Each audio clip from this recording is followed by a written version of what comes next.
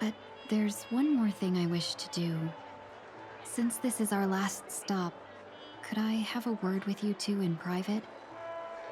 Perhaps somewhere more secluded. I'd like to discuss a personal matter.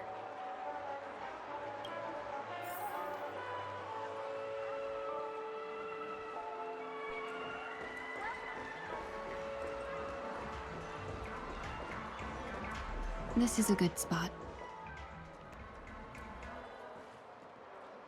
Miss Tingyun, what's this about?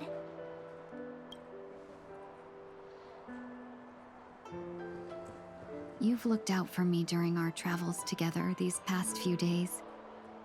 I'm truly grateful and can't thank you enough. But there are some things I find difficult to forget. I feel it's only right that I tell you what's on my mind before we part ways. Do you two still remember what it was like when you first saw me? How could we forget? She was so shocked. She was frozen in place when she shouted.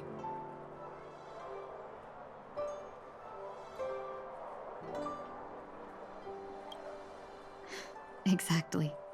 And that's precisely why I haven't been able to shake off this strange feeling in the days since I started traveling with you. When I asked for your names, I couldn't help but think that this first encounter was actually a long-awaited reunion for you. I've heard about what happened to you on the Xianzhou. And I've got to admit that Phantylia's disguise was so perfect, it was like another me tricking everyone. Yeah, we couldn't even tell when you were replaced by Phantylia. I figured it happened when we were after Kafka. You vanished for a while. I thought you must have come back as a double. But it was much earlier than that. That thought has me filled with sorrow. As if a piece of my life had been stolen away, and I had no part in it. That's what I've been puzzled about, too. I never actually saw how Phantylia managed to disguise herself as me. What was your impression of that Tingyun, if you recall?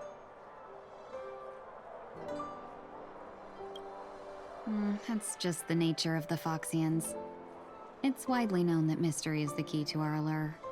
So, what did she seem like to you?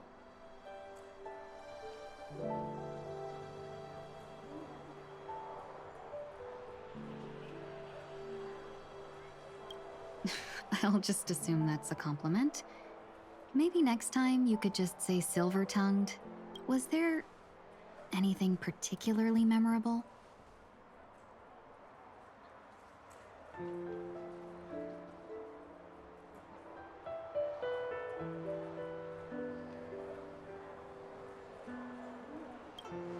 Now's not the time for those kinds of jokes. Now the final question. In your eyes, am I just like the Tingyun you remember?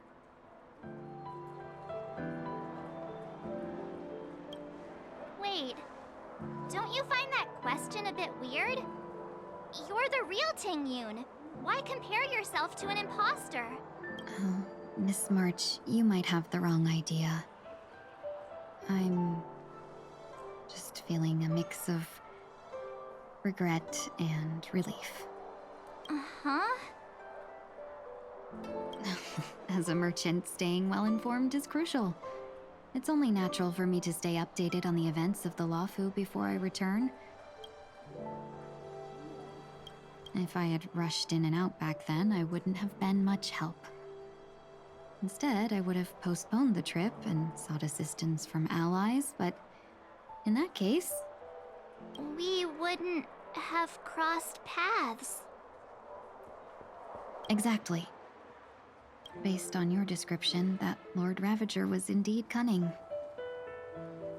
Her demeanor mirrored mine so closely that it felt like she was living my life for a few days, rather than merely disguising herself.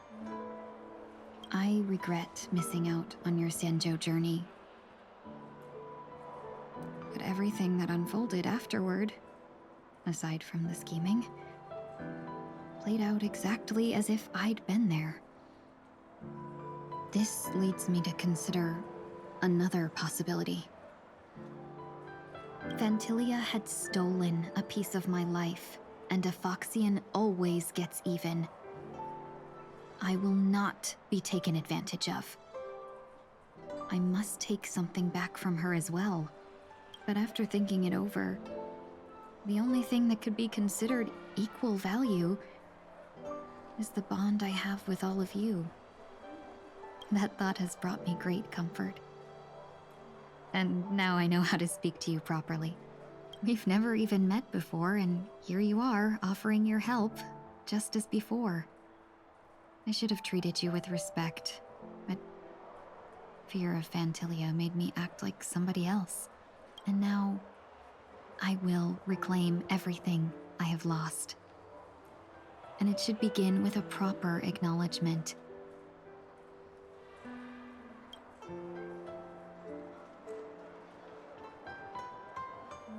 Dear benefactors, I extend my heartfelt gratitude to you.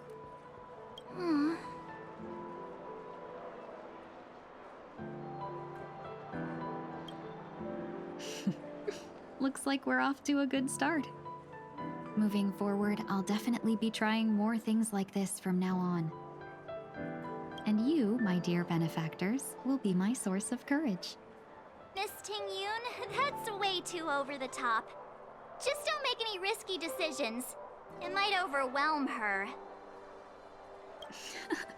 We'll see. I just hope the Tingyun in your memories won't be tainted by Phantilia anymore. All right, no more questions. I hope I didn't take up too much of your time. Let's continue on our way.